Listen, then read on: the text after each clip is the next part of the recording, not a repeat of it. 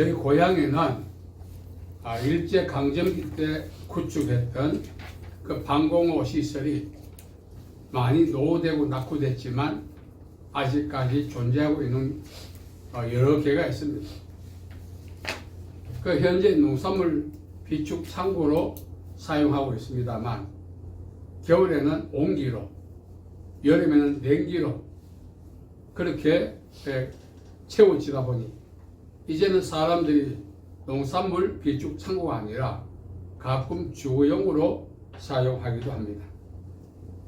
이 본래 방공호는 적군의 기습 공격에 의해서 신변을 보호하고자 일종의 도피처로 이렇게 구축한 거죠. 그래서 그 방공호 안에 거하면은 빗발치듯 적의 공습이 있다 할지라도 생명의 안전을 보장받을 수가 있습니다. 이 물리적 형태의 방공호뿐만 아니라 비물리적 형태의 방공호도 있습니다. 만일 우리가 바이러스가 창궐해서 많은 사람들이 희생당할 때 그때 우리를 보호하는 방공호는 무엇입니까? 물리적 형태의 방공호가 아니라 면역력, 그 방공호가 우리를 보호하죠. 그래서 물리적 형태의 방공호가 있는가 하면 비물리적 형태의 방공호가 있어요. 적의 공습이만 있는 것이 아니라 바이러스의 공습도 있습니다. 그래서 우리는 비록 적의 공습이 없다 할지라도, 그래서 물리적 형태의 방공호 안에 거하지 않는다 할지라도 비물리적 적들의 공습, 바이러스죠. 이 바이러스의 공격으로부터 우리 자신을 보호하려면은 비물리적 형태의 방공호, 면역력이라고 하는 방공호가 있어야 합니다. 그래서 면역력을 강화시켜야 비물리적 형태의 바이러스의 적들의 공격에도 거뜬하게 건강을 보장받을 수가 있습니다. 현재 우리는 물리적 형태의 방공호 안에 거하지 않습니다. 저시 때만 필요하죠. 그러나 우리는 항상 비물리적 방공호 안에 있어야 합니다. 그래야 우리가 바이러스라든지 각종 재난이라든지 이러한 것들로부터 우리 자신을 보호할 수가 있습니다. 또 물리적 형태의 방공호는 말입니다. 적들의 공습에만 대비해서 구축한 것이 아닙니다. 자연 재난 있지 않습니까? 해일, 태풍, 여러 가지 자연 재난으로부터 우리 자신을 보호하기 위해서도 구축합니다. 그런 방공을 가시적 방공으로 하죠. 그런데 살다 보면은 그런 가시적 형태의 방공호뿐만 아니라 비가시적 형태의 방공호도 필요하다는 것을 알게 되죠. 그 비가시적 형태의 방공호가 무엇입니까? 영적 방공호입니다. 가시적 형태의 방공호는 여러 가지 재료를 투입해서 구축합니다. 그러면 비가시적 형태의 영적 방공호는 무엇을 사용해서 구축합니까? 신앙이죠. 영적 방공호는 신앙이라고 하는 방공호를 구축해야 합니다. 말씀드린 것처럼 우리는 가시적 형태의 방공호 안에 있지 않습니다. 거기서 24시간 우리가 있는다면 일상생활을 할 수가 없는 것입니다. 그러나 우리는 현재 방공호와 관계없지만 영적 방공호 안에 거해야 각종 재난과 사고와 영적 천정 마귀의 공격으로부터 우리 자신을 보호받을 수가 있는 것입니다. 마귀는 삼킬 자를 찾기 위하여 두루 다닌다 했어요. 실시간 가시적 형태의 방공호는 적의 침공에만 도피하면 되지만 우리의 영적인 천정 마귀는 실시간 삼킬 자를 찾는다 했어요. 삼킨다는 말은 종속시킨다는 뜻이죠. 그리고 사자는 먹잇감을 포획할 때까지 포기하지 않습니다. 집요하죠. 그래서 우리가 영적 천정 마귀가 집요하게 우리를 자신있게 종속시키고자 실시간 공격합니다. 그 공격으로부터 우리가 자유하려면 영적 방공 안에 우리가 거해야 합니다. 톰 크루즈라고 하는 영화 배우가 있습니다. 이름 아시죠? 이분은 마지막에 있게 될 인류의 대재앙, 핵 전쟁으로부터 자신과 가족이 모면하기 위해서 모처 산 중턱에다가 모든 기반 시설을 다 갖추어 놓았다는 것입니다. 거기서는 일상생활을 할 수 있도록 발전 시설, 그 다음에 물, 그다음 공기 정화, 양식 모든 것을 갖추어 놓았다고 합니다. 비록 거기에 거함으로 인류의 마지막 재앙, 핵 전쟁으로부터 모면한다 할지라도 비물리적 재앙이 무엇이요? 바이러스죠. 피할 수 없는 거죠. 거기에 거한다고 영적 천정 마귀가 그냥 방치할까요? 거기도 마귀는 공격합니다. 그러므로 우리는 영적인 방공호, 신앙으로 구축된 영적 방공호 안에 거해야 남은 일생을 평강 가운데 살 수가 있습니다. 그렇다면 이 가시적 형태의 방공호, 이거는 뭐 철골이라든지 세멘트 여러 가지 배합해서 구축하지 않습니까? 그러면 신앙이라고 하는 영적 방공은 어떻게 구축할 것인가? 그 실체가 무엇인가? 비가시적 형태의 방공호기 때문에 눈에 보이지 않습니다. 그러면서도 불구하고 우리가 거기에 거할 때 보호를 받을 수 있는데 그 실체가 무엇인가 이겁니다. 첫째로는 영적 방공의 실체는 무엇인가? 하나님의 임재입니다. 하나님의 임재. 우리는 하나님 임재 안에 거해요. 임재가 뭐냐? 하나님께서 친히 우리와 함께 하신다는 의미도 있지만 하나님의 통치, 하나님의 역사하심이 제한받지 않는 것. 그런 영역, 그 영역입니다. 하나님의 임재는 우리 흔히 천국 이렇게 이야기합니다만 땅에서도 하나님의 임재 가운데 거할 수 있는 방법은 하나님의 통치에 순복하고 하나님의 말씀에 순종하고 살아가는 그러한 영역 안에 있는 것이 하나님의 임재 안에 있는 것이고 영적 방공 안에 거하는 방법이다, 그런 뜻입니다. 가시적 형태의 방공은 눈에 보입니다. 왜? 인간이 구축했기 때문에. 저게 공습이 있을 때 거기 피하지 않으면 죽음밖에 없어요. 영적 방공은 마찬가지입니다. 영적 방공 안에 거하지 않으면 마귀가 오는 목적이 무엇입니까? 도둑질하고 죽이고 멸망시킨다 그랬어요. 눈에 보이지 않는 이 영적 방공 안에 거하는 방법은 거기 있을 때 안전을 보장받을 수 있는데 그 방법이 무엇인가? 일상생활에서 하나님의 통치와 말씀 안에 복종하는 것입니다. 그럴 때 하나님이 우리와 함께 하시는 것입니다. 너희는 내게 배우고 듣고 본 바를 행하라. 그리하면 평강의 하나님이 너희와 함께 하시리라. 빌립보 4장 9절에 말씀하고 있죠. 하나님의 통치를 거부하고 말씀에 불순종하고 하나님의 커버링이 벗겨지는 거죠. 그래서 노출되어 있는 것입니다. 마귀의 공격을 받을 수밖에 없고 마귀의 종속될 수밖에 없는 것입니다. 그러나 비록 우리가 이 땅에 살지만 하나님의 말씀에 순복하고 통치를 받아들이고 그렇게 살아간다면 하나님의 임재 안에 우리가 거하기 때문에 마귀는 근접조차 할 수가 없는 것입니다.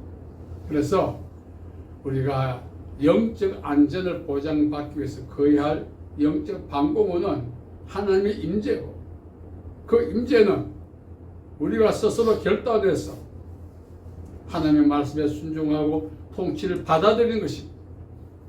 그렇게 살 때에 영적 안전을 보장받을 수가 있습니다. 두 번째는 기도한 것입니다. 두세 사람이 기도한 곳에 내가 함께 한다 했습니다. 뭡니까? 역시 앞서 말씀드린 것처럼 임재죠. 환난 날에 나를 부르라 내가 너를 건지리니 내가 날 영화롭게 하리라. 하나님의 구원하심, 이런 모든 것들이 영적 방공호입니다.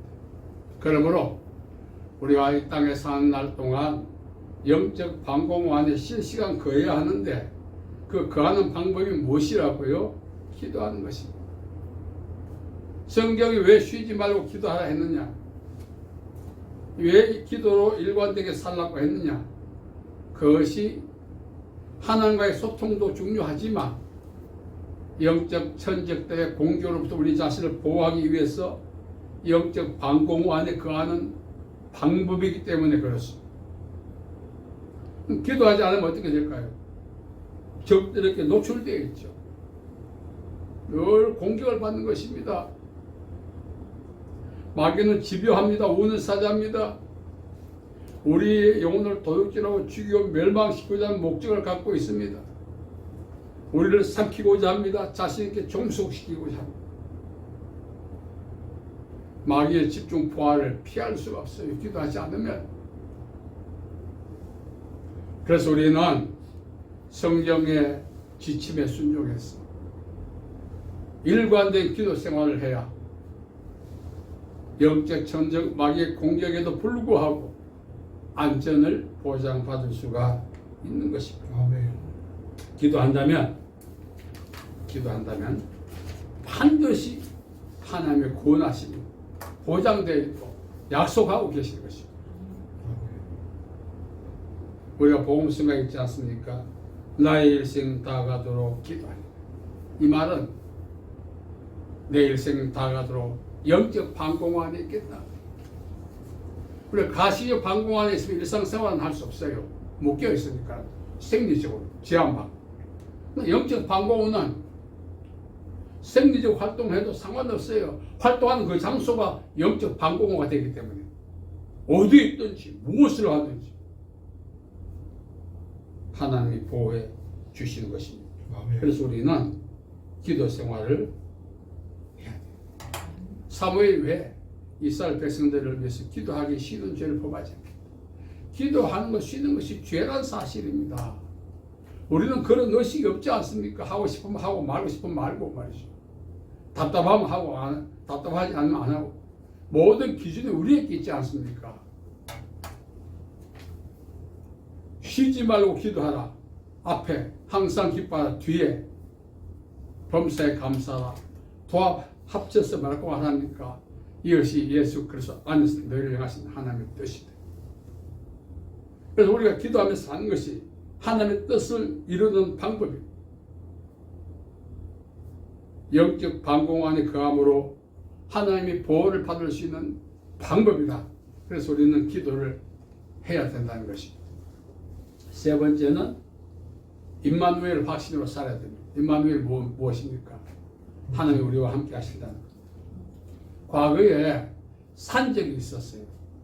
그래서 이 산적들이 이 재나 어떤 고개를 넘어가면은 이 흉기를 들고 나타나서 사람들이 그 갖고 있는 모든 소유를 빼앗고 때로는 목숨도 뺐었어요.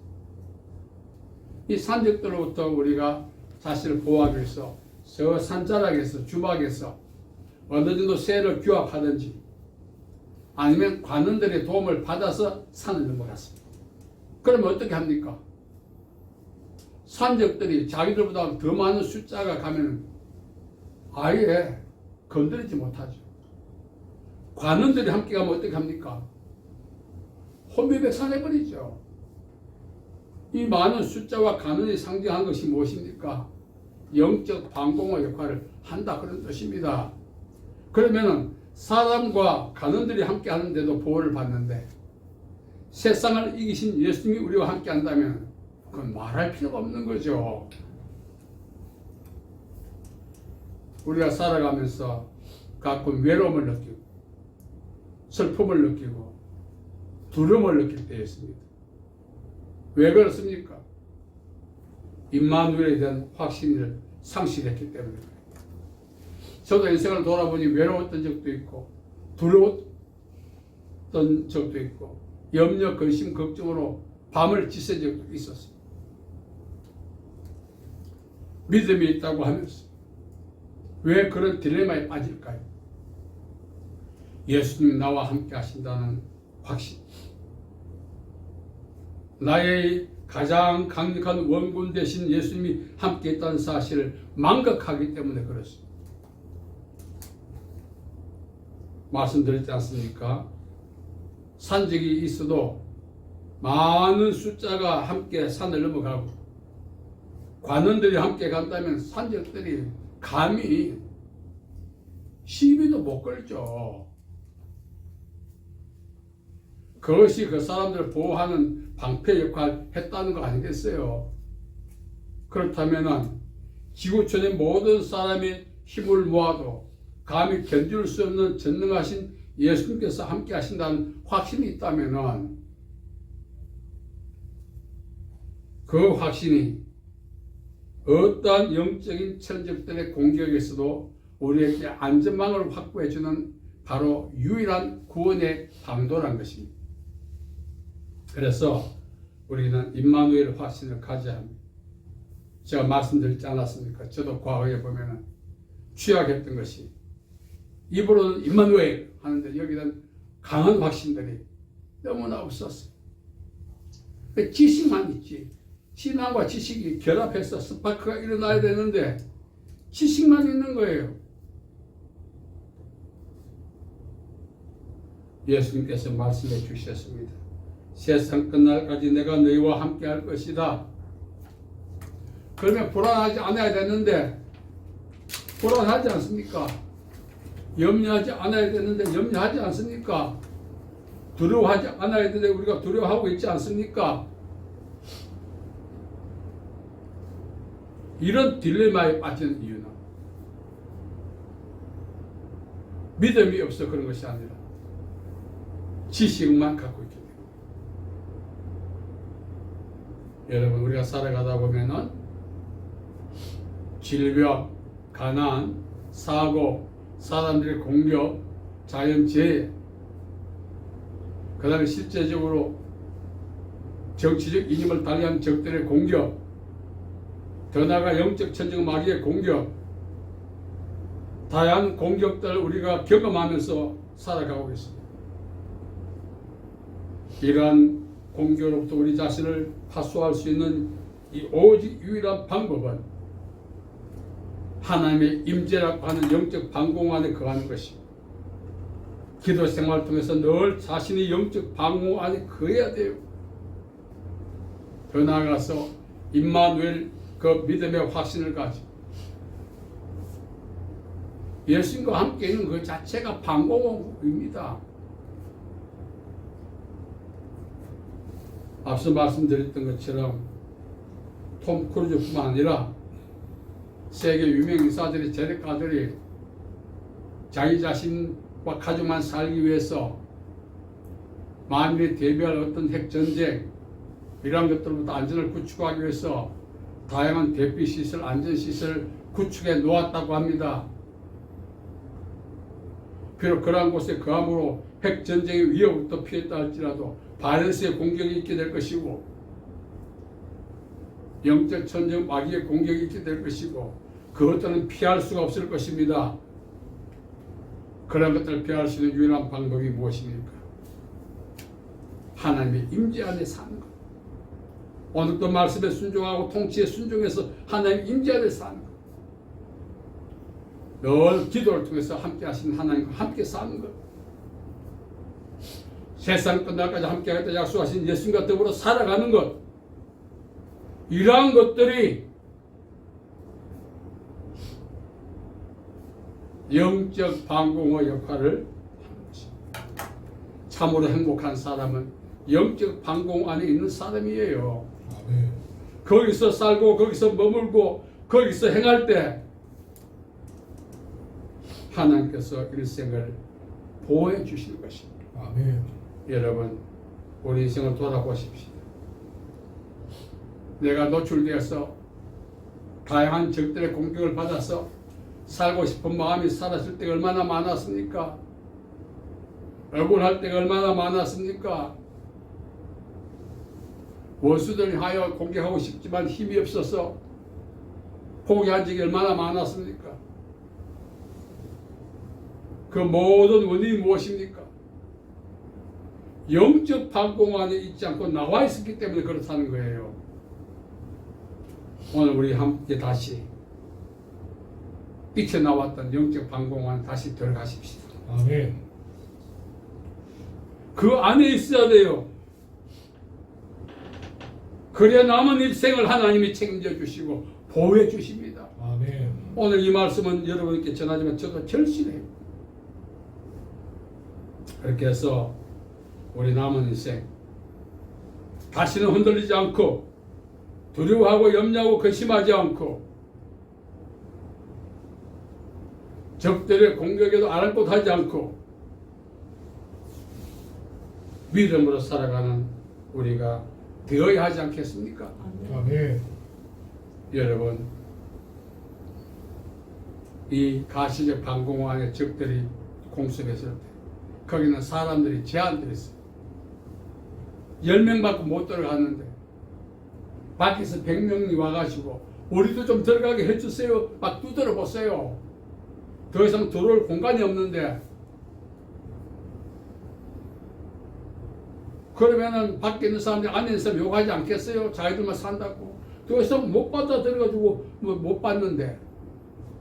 그러나 영적 방공 안에는 지구촌의 모든 사람이 들어가도 공간이 남아 있습니다. 그 방공 안에 오늘 이 시간 저와 여러분이 다시 진입하는 그런 기회가 되시길 바랍니다. 아멘. 그곳에서 남은 인생을 복되게 사는 축복의 기회가 되기를 축복합니다. 아멘. 살아계신 아버지 하나님, 자비와 사랑을 감사합니다.